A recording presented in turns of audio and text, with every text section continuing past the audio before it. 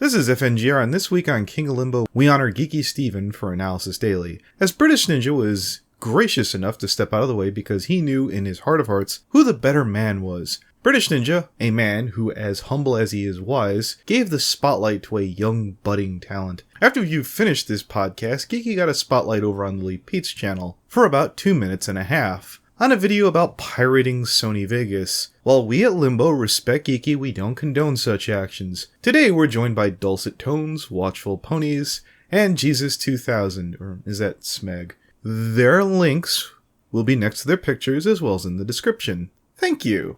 Can't talk an unusually long amount of time to find co-hosts. Well, maybe I was looking at porn. Ever think of that?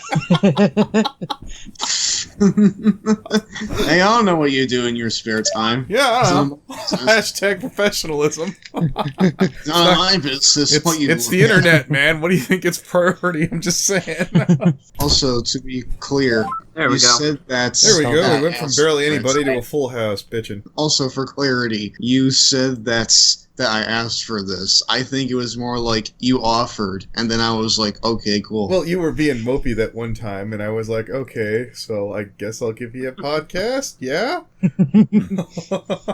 We all good to go? Skype needs to access computer sound card to make calls. Restarting the computer and help Skype find the sound card. Welcome to this week's King of Limbo, joined by the following co-hosts. The Watchful Pony. Greetings, ponies and Pegasuses. I forget the new guy's name, the green person. Jesus 2000 over there. What's his name? Jesus 2000? You know what? That's his name. Jesus 2000. Nobody beats the Riz, ladies and gentlemen. Not even 2010? Yes. Mr. Co-host himself, Dulcet Tones. Yeah, Luke. Microphone's working okay. Yeah, and this week's King of Limbo, Geeky Steven. Hello there. It is like 10 at night. I'm very tired, and I'm about to destroy all my credibility with Lily Pete. Let's get this on. That's perfectly fine. Between you is unknown. I was actually... I wish I was interviewing Jesus 2000 over there. Jesus. Hey, Jesus 2000, if you're going to read everything, could you mute him for a minute? Yeah. We're recording now, boss. Yeah. Dear Geeky, what do you provide to the community that no one else does? It's kind of a tough question because I sort of got into this community because one of my friends was doing it at the time. I'm better than British Ninja, just say it. No. Okay, fine. That's if you want to give a real answer, I'm sorry, go ahead. That's one reason, let's be honest here. But I got into it mostly because one of my friends was doing it. Like, you guys remember Ponyvillecritic, yeah? Yeah, I do remember Ponyvillecritic.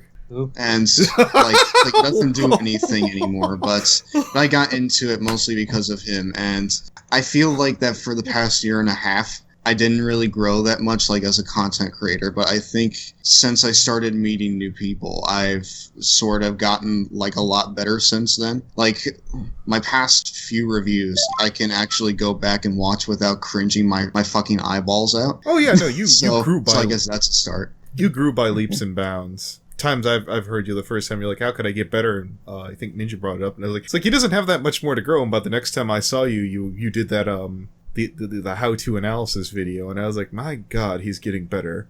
And I had a lot of help with that video, so it wouldn't be the same.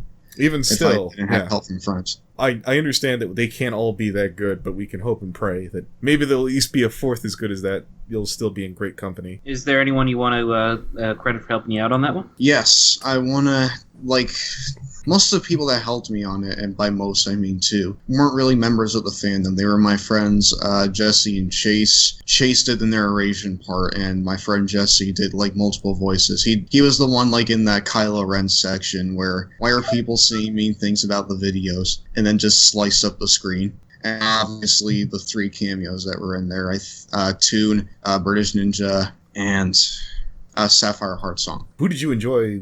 Was there anything that was particularly more difficult than the other while working on it, since that took you several months? The reason it took me several months, mostly, was because I was so stagnant for a while. I was, making the project itself, on my own when I first thought of the concept. It was just, really daunting because I really didn't know how to go about it, but then I got help from some friends. And once that happened, I actually, like, the project started going along a lot smoother. The hardest part was, like, recording my face, because that was the first time I actually sat down and used that webcam that I bought for Christmas. So I was kind of nervous on how I was going to look in real life. I thought I was, like, gonna kind of look stupid. Well, no one unsubbed because of that video, I guarantee it. Not anybody you needed to worry about losing. Plus, you never used that camera again. I mean, fuck. It's the only video people really know me for besides the friggin' Friendship is Witchcraft Immensely Advanced series video, which apparently got a lot of people upset. Well, because they could start knowing you for that 1 minute video. The main reason they got upset was mostly because, and this was something lots of people told me, was that there was like a little joke they did with like Dole or something. I think it was the Nightmare Night episode where they got that episode flagged, and then the very next episode they were like, oh, taken down by Dole because apples. And that just made no sense to me. Because, like, something like that, it just doesn't make sense to me. I think that's something like, oh, Mattel took us down, would be a bit more funny, at least in, like, the friggin' irony sense. Dole makes zero sense to me. No, you're right, Geeky. There's a bunch of hipsters out there, like, Sheldon and Vida, get very mad when you make fun of Friendship as Witchcraft. Well... Yeah. Let's move on to something fun here. What are your thoughts on the I Love Kim Possible Gate drama going on right now? Never liked her all of this time. I'm just kind of like, hey, I've known this since the beginning. I have nothing to add. It's just like, fuck her. I've known this from the start, and all you fuckers are just catching on to it. Who cued you in originally? What? Who cued you in originally? I mean, surely you had to hear it through the grapevine from somebody. Well, I'm sorry. I don't, get the question. I'm sorry. Where did you, who told you that she was bad? Because I obviously know who I got it from. Which I'm not going to name drop right now because I'm a schmuck. But it's because I'm a pretentious asshole. Oh. But who did you? Cued you in first? Or did you just, look at her channel and be like, I know! Well, that was part of it, but the main part of it was that my friend Ponyvillecritic once edited something for her, and I told you this in call, at one point, and I precisely remember you saying, how the fuck did Ponyvillecritic do that? But yeah, he made a video for her, and he was like, she made me go back and redo sections 4 different times, and I didn't even get paid for it. And I was just kind of like, who the fuck does that? And that just kind of left a permanently sour taste in my mouth.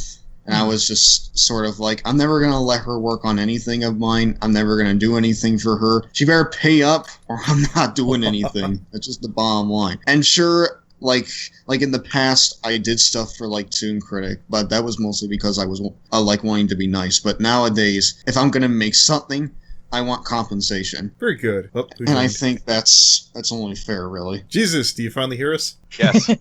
There we go. Did you not hear us before when we were calling you Jesus 2000? No, it took I you didn't hear 10 minutes. God damn it.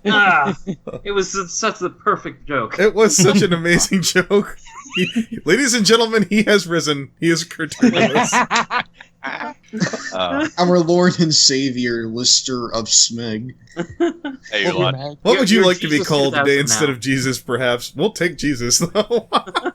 You can call me Brass. Brass it is. Brass. If you could punch Ninja Like one that place, make- where would it be, Geeky?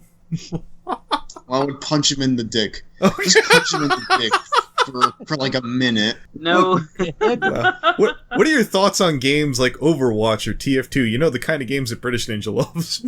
I played Overwatch and I enjoyed it quite a bit, but I just can't get it. I just can't get into TF2. It's I'm not like one of those keyboard players. I cannot play with a keyboard because my hands just get cramped. It's not built into me, I guess. Hey, That's same here, man. That's inverse of me. I can't do it with a controller. Oh. Seriously? I'm not a keyboard player. If there's a controller option, I'll pick it. But if it doesn't, for a shooter or something, I can't do it. I just can't. My hands always cramp up. It's just not in my nature. If I could pick a favorite class, I'd be Heavy. Mostly because he's just probably the most entertaining guy. And I just like listening to him spout off nonsensical lines of dialogue from the third person. Speaking of, could you give us the best heavy impression? Oh, here we go. Wait, can someone do a heavy impression in Yeah, here? he's asking you if you would like to do a heavy impersonation. I normally would say you should pass, but I would like to hear it if you can do it. This is fine. Is nice. I can't do it. I'm sorry. I've heard worse. At least you tried. I can't do my voice deep enough. I've- This is fine. Yeah, I can't do it. I've heard animated James try and sing. You did all right. Aw, come on. Hey, Who speaking of, touched my gun? Okay, there's C. Like whoever fucking did that, I'm pretty sure it's that was Smeg. brass. Yep. Okay, Ayo. yes, Brass. Please be the future heavy of Limbo. Brass, you need a series called Getting Down to Brass Tacks or something like that. This is my rant series, and this is Breaking Brass or some shit like that. Breaking Brass. Okay, speaking of gaming, you started out as a gaming channel on YouTube, didn't you? Well, I started doing game reviews, and that was like my main videos for like a year. Like I spent most of 2014 with games, and I'm thinking about going back to my roots with my next couple of videos. Oh, nice. Yeah, because you've also, obviously you've gone to MLP reviews, but you've also started to get into the commentary community with illustrious people such as like Shelly D and the rest of the PFC. How's that working for you? All of the fandom's favorite people. I Man, wanted it's to fun. ask you, what's your favorite thing about Shelly D's channel? I really don't watch his channel all that much. I'm just more... My friend Jesse was the one who introduced me to him because Sheldon found me through the Bronalysis training video, and I guess like after that, him and Jesse talked for like a month or two, and then Jesse threw me into like one of his small chat rooms that just so happened to have Sheldon in it, along with glorious people like Millennimus and Owen and Past Analysis. Very good. Pasta's such a joy to hang out with, isn't he? He's got a great it's great. personality. It's fine. If you could, this is a chance to really, jerk yourself off here. If you could teach Silver Quill one thing, what would it be? Oh boy. Actually review things. Charming. Like, Silver Quill plays the middleman a lot, and that's just not very, I don't like it when people, constantly try to play the middleman, because that's what Silver likes to do sometimes. What do you mean, middleman? I think he's trying to say not taking a definitive opinion that might upset some people. Yeah. No. Sometimes he'll talk about the general good opinion and the general bad opinion and try to always find a middle ground between the two. And I feel like to be a really good reviewer, sometimes you need to buckle down and say, no, I feel strongly about this in this way or that way. I recall him agree doing that with Fluttershy and Traja. Yeah, but then again, that was how many seasons ago? He spoke out a bit against the Yaks thing. It's just I feel like taking the middle ground is just being around the bush. Yeah, I agree, and I think that there's an instance where, playing middle of the road or being a moderate makes sense, but a little too much of it feels like you're not saying anything at all. Yeah. That's how I felt when he was doing his "Where's the Fair Use" tag at the end of his Discord thing.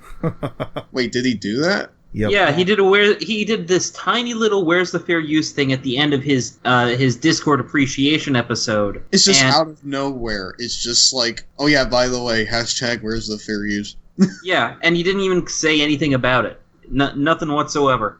Weird. To be fair, everyone else probably was already saying things about it, so he figured he couldn't add anything. Well, yeah, but still, I feel that something like that should be something that people make a noise about, even if they're regurgitating the same I see shit. what Watchful is getting at there, but surely, as being a prolific, there we go, that's the term I'm looking for, a prolific content creator such as Silver Quill, he's had to have run into at least one or two YouTube hiccups that gave him a migraine. That's what each one of those videos is about, whether it be from John Enter, Josh Scorcher, the Nostalgia Critic. Everyone's got their own little hard luck story, and they're like, this is when you'd say that and say, this is what speaks to me. This is why, YouTube enforcing their policies would have some level of importance. I have obviously a vested interest in this. Sorry for rambling on. I mean, even Josh Scorcher made a full-fledged face cam vlog about it, and went on for how many 20 minutes about it, and Silver Quill can't even put 2 minutes into it. I'm sorry. To be fair, he did make in his April Fool's video and made a promotion about that, signing that petition. Well, maybe who knows? Maybe Silver Quill's just been really lucky and hasn't been nicked by YouTube. And you know what? If that's his case, God bless and keep him. Well, I wasn't nicked by YouTube either, but I still feel like that I should probably speak out about it, like during the time. I did that, but I didn't really go in depth about it, which I really regret. But anyways, I had to dust out a little bit of an older one here. Speaking of role models, who's on your Mount Rushmore of manliness?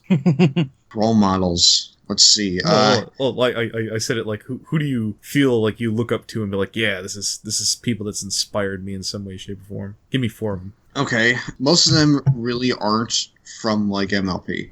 Oh, that's fine. But Some Call Me Johnny is one of them. Yeah.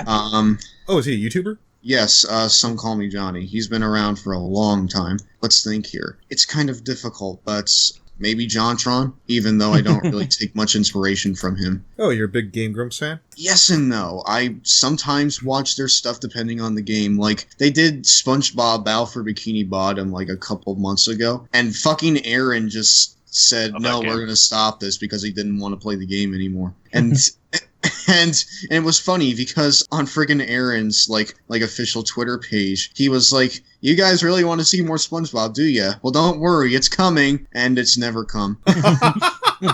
And I just felt so cock-teased. I was just like, fuck you, man. You know what? I've had incidences like that. For example, when I had Mage on for her podcast, there's a clip at the end where I'm going, don't worry, I'll be right back. And she goes to comment and said, you never came back. I lost the audio. I'm sorry. Sometimes shit just happens, you know? It's just like, that game was like my fucking childhood for like 2 years. Where is it? Why are you still playing like fucking Ocarina of Time at this point? Or actually, I think they're done with it. But anyways, is it JonTron's one of them. What's your think here for a second. Rebel Taxi is one of them. Mm-hmm. And at this point, Lou Tunes is another one too. Oh, nice choices. Since you branched off. We're not saying PewDiePie. Nah. No, never. You know, no one has said that, thank God. None of that. No. Stop that. No, maybe I should have said it just to be a dick. Well, now that I'm not going to re-edit it maybe I could. You won't. My role model is PewDiePie. Oh, Jesus God. Oh, God. You know what? I should make that the opening clip at the beginning. Yes. People will kill out of this video so fast. There will be so many dislikes on this video. Oh God. Just from those first 5 seconds of me saying that my role model is the pewds. All you have to do is just increase the treble a bit on it, make it sound really high. Since you mentioned outside of Brony, what other cartoons do you like? Well, I have a huge hard-on for Gravity Falls. Nice. Love that show. Steven Universe is one I also enjoy. I'm a huge, like older SpongeBob fan, as most people could probably tell from my Bronalysis training video. I've seen Wander Over Yonder quite a few times. Regular Show's one of my all-time favorites. We Bear Bears is another one that's going on right now that I really enjoy watching, mostly because of the cuteness factor. Well, since you seem to be such an avid cartoon fan, what's something you don't want to see in cartoons anymore that you've kind of gotten your fill of? A trope that bothers you, or you'd be like, eh. The trope that bothers me most, and this is something that I see more in like live action shit, mostly in the new Ghostbusters movie, but I hate seeing like idiot characters. Mostly because, and a very specific type, where being an idiot is really their only thing. It's like, even Patrick Star in like SpongeBob has moments where he shows some like likable traits, but like, I just hate it when like moron characters really only exist to make things worse for the main characters. You know, I'm gonna give you credit here. That's the first time someone's mentioned that in all these podcasts. Really? Yeah, no, I'm listening to that and like, that I could swear this is the first time. It's a good answer, though. Yeah, I agree. Yeah. I just don't like it. It just irritates me. It's like, why are you keeping this guy around if all he does is fuck shit up? Well, I'm taking you're not a fan of Zephyr Breeze, perhaps? He is one of the few exceptions, because I feel that he has like this aura to him that sort of resonates with me a little bit, because I'm one of those guys who, if there's like an easier alternative, I'll take it, because I hate working. I don't like working. So he kind of resonates with me a bit, but he's not exactly like a moron. He's just kind of a lazy bum. Lazy. Yeah, exactly. He's not like a moron, and at least he learns. I thought he was fairly smart. Yeah. Yeah, I mean, like he has some potential in him. I believe the term I think friends and family have described about talking about other people other than myself, obviously, was working really hard at doing nothing. Yeah, he That's was basically manipulative. my life. I work really hard to do absolutely nothing with myself. We work together to get nowhere. Yes, exactly. That is exactly my life, man. Oh, that's the riff in a nutshell. hey. Oh. I got one for you. As a fan of Gravity Falls, what are your thoughts about Hirsch being brought on to pen the Detective Pikachu live-action movie? I think it's actually kind of perfect. Because I feel like with him on the team, and also this is another little fun nutshell, is that, the Guardians of the Galaxy movie? Yeah. The same writers are going to be on there too.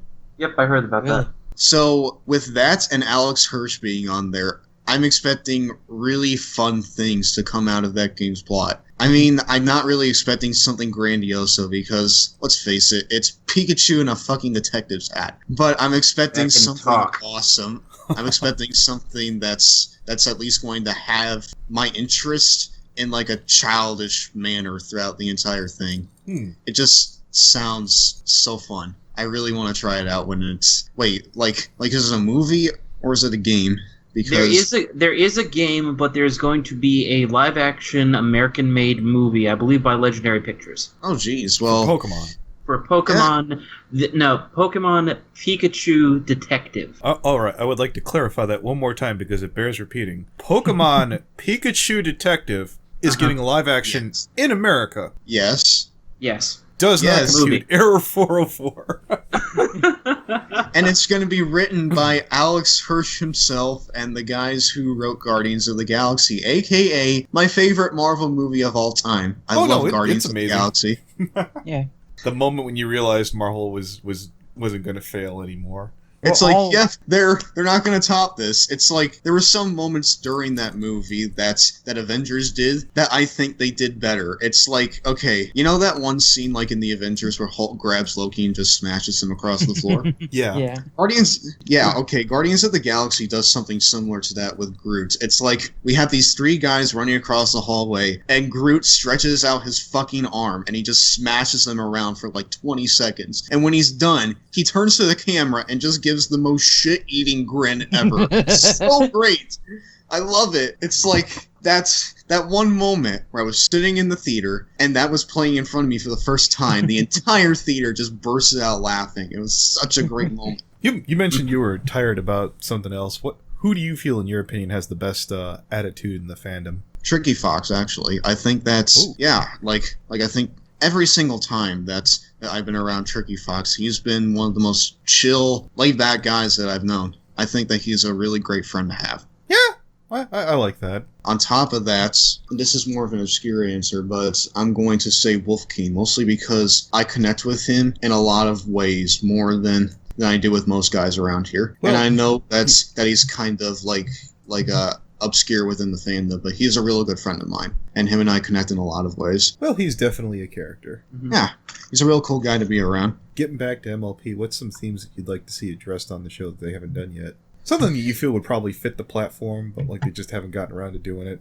Something that feels like a no-brainer, maybe. It's kind of hard for me to tell because at this point, all I'm really looking for is consistently good episodes. Well, who's best horse that might help you along? Twilight or Fluttershy. Well, what sort of things of Twilight and Fluttershy would you like to see them do that they haven't yet? Well, I would like to see Twilight do more things with Starlight, mostly because, for one thing, we haven't seen Starlight do much at all this season. So I would like Twilight to be with her more, or at least like have her do more things with her, because I feel like there's a lot of untapped potential with Starlight, and I feel like being around Twilight will help bring that out. Because, let's face it, I feel like that since Starlight was reformed, she has become incredibly one-dimensional. Like, she is a shell of what she used to be. Well, that's every reformed villain, for the most part. Yeah, I She know, retains but most of her old look at traits. Discord. I mean, like he's been pretty much, totally reformed, and his whole shtick is largely, like, unchanged. I was about to say I would argue that he isn't reformed because he's just going around being an ass nonstop. Yeah, but there are signs that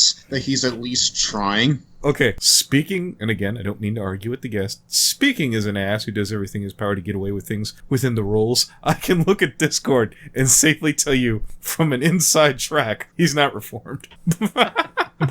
Okay, maybe. Yeah. Like, maybe he's still got some of that, like, mischievous, crafty shit left in him. Yeah, I was about to say, he's gone from being a horrible, terrible villain to, I guess, like, Dick Cheney within the roles.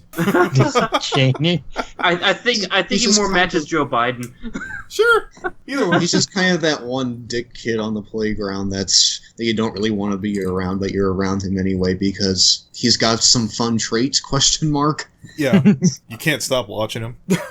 Yeah, I mean, like he's fun, but part of me feels like that he's at least trying to be more nice. It's just that he's a bit more naive. He'll occasionally put on an afro and paint a painting. Which I thought was a really weird moment. If you were to create your own, like an MLP villain for the main characters to fight, what type of characteristics would they have? Well, for one thing, I wouldn't have them be like Sombra or Tyrek because I feel like those kinds of villains were very stereotypical within the MLP universe. I mean, they really didn't have much character to me anyways. They didn't resonate with me outside of destroy Equestria because we're dickheads. I mean, like, villains like Discord, they only wanted to, like, take Equestria and just, like, kind of turn it on its head and just have fun with it. So essentially Donald Trump. He didn't try and build a wall, but he could. He could have made a wall. I'd like to see Equestria great again. I'd like to see if Discord won.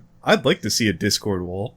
It would probably be very multicolored. Yeah. But I feel like if they were to make more villains, which I really don't feel like they should, maybe use Discord as like a semi-template. Like, take what makes him good and kind of tweak it a little bit. Like, make him fun to watch, make him, like, funny if you want to, or just make him, like wacky. Make him Bill. Kind of like the Joker in some ways, I would say. But definitely more kid-friendly, I guess. So make him Bill. From, yeah! Gravity Falls. Yeah, I think that would be great. Oh, I love Bill Cipher. Oh. Bill Cipher's great. I was chugging along almost through season 1, and I'm like, it's all right. And then I met Bill Cipher. Oh, Bill Cipher's great.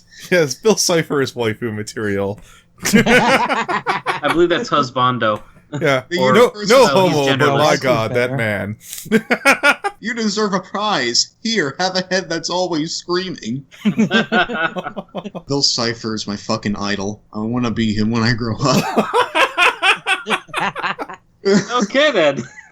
I don't think I expected to hear that on this podcast. Is there any animations that are coming out soon that you're looking forward to, or movies? Well, there is the Kubo movie that came out this weekend that I kind of want to see. It's from Leica Studios, the guys who made like Coraline and stuff. When I was really young, Coraline scared the shit out of me. Oh, I loved Coraline. I didn't know like what it was about it, but I just didn't want to see it. And I saw it like a few weeks ago, and it's honestly a pretty good movie. And I kind of want to see Kubo because I've seen the trailers, and it looks just like such a beautiful movie to look at. It looks like something I would probably want to sit through. And there was also this one thing that I saw like on Rebel Taxi's podcast. It was like Long Gone Gulch or something. And it's like a Western kind of animation where it's like taking place in the Wild West. And it has like all these different kinds of creatures and stuff. It looks pretty fun. I kind of want to see that one. I want to see how that turns out, especially since it's like a Kickstarter project. But yeah, that's basically the gist of it. I really don't keep up with like current cartoon news, but those are two things that I'm really looking forward to seeing. What are your favorite and worst types of content on YouTube? Reaction videos is probably the worst one. Good man. Even though that's kind of hypocritical of me, since I do commentaries and stuff. Yeah, there's some thought that go into commentaries as opposed to reaction videos is basically just some fool screaming at the TV or waving his hands around. Or saying nothing throughout the entirety of the video's run and just leaving it like on the bottom. Yeah, I was about to say. And commentaries are covered by fair use, whereas reactionaries are not. And you said best, yeah? Yeah. It's kind of hard for me to choose a best. I mean, I really don't know. I mean, I like watching Let's Plays. Sometimes I enjoy watching reviews. Let me put it this way. Do you like watching stuff that makes you think, or the stuff that makes you feel entertained? I like to... It just kind of depends on what kind of mood I'm in. Like, if I'm in the mood to... Normally, I go out looking for something that's going to entertain me, but if something is like interesting enough to keep me around and make me think about things, then yeah, I'll I'll gladly eat that up. It's just I don't go out of my way to search for that, you know? If it comes up to me, I will watch it, but I'm not going to look for it. It's basically the gist of it. Any particular equestrian city you'd like to see in the future of MLP? Were they going to go to Las Pegasus at one point? I was thinking that immediately. Because I kind of want to see that. They just released a synopsis for it, actually. I actually was going to ask you, for Las Pegasus, which of the main six is most likely to have a gambling addiction? Hey, don't laugh. Flintstones, Rarity. Fred had a betting gambling addiction, so he did. Look that up. You did, I know. Actually, I will answer that question. One or two characters, Pinky or Rarity. Pinky because she just gets so excited, and she might get really excited about winning big and shit. And Rarity mostly because, I don't know, I just feel like she would be the kind of person who would get into that. Well, she already has money, so she has a lot to throw away. Well, yeah, but maybe she would want to earn more. I don't know. I could see Pinky cheating with her pinky sense. I think Pinky would be a really fun character to see, get some kind of gambling edition, even if it's just for a 5-second cutaway. What would Pinky's tell be? What would Pinky's tell be? Mm-hmm. Yeah. Sure. I'm sorry, but I don't really get the question. Could you explain? Tell means when someone's bluffing you, that they give a sign. Yeah, you'll pull your ear or okay. Can't help it. Just I don't know. It's just maybe it would have something to do with the slot machine being rigged, but that's kind of a stretch. And maybe she would find a way to rig the system back. I don't know. I mean, that would be kind of a stretch, but I think that would be kind of a fun thing to see. It's she finds out shit's rigged, and then she's like, "Two can play at that game, fuckers. I'm gonna do it." I imagine that her mane would puff up a little more if she had to tell. Does anybody else have any other questions? Well, you haven't asked any. Favorite MLP character who's not a pony? Favorite MLP character who's not a pony. I kind of want to say Discord, but I don't know, because when I see Bill Cipher in Gravity Falls, I get lots of Discord flashbacks, and I feel like Bill Cipher's a much better kind of wacky fun times villain than Discord is. I don't want to say Spike either, because that's kind of taking the easy way out. Fuck it, I'll say Spike. I could say the cockatrice, but that would just be really random. Spike, I feel like that's his childlike nature makes him more versatile for the kind of lessons that he could be taught within the show, and I feel like that leaves him with a lot of untapped potential. Something that the writers haven't actually done, except for maybe one episode so far. What do you think? What's your opinions on that? Why is it that Spike keeps getting the shaft? I think it's mostly because the writers sort of see him as a side character. It's he's not really part of the main six, you know? Or at least he's not really who's meant to accompany Twilight, and I feel like because of that, the writers see him more as a side character than a main character, and so they really don't do much with him because they don't see him in the same kind of importance. I mean, that's what I think. I mean, why do you guys think? Actually, they confirmed that actually was kind of it at BabsCon. That with so many female main characters, it's hard to focus on Spike. Yeah, I thought Megan McCarthy actually confirmed that they didn't have room for him. Yeah. And then I remember that they made what was the episode? The one about the castle. Castle Sweet Castle? Yeah, Castle Sweet Castle. And I was like, well, truth be told, he looked really good in there, but 5 of the main 6 looked really terrible in there too. To make Spike look good, to make Spike look good, they sure had to make a lot of other people look bad. I'm one of those guys who thinks that the Equestria Games episode was actually a good one. I feel I'm gonna hit stop recording and pray like hell.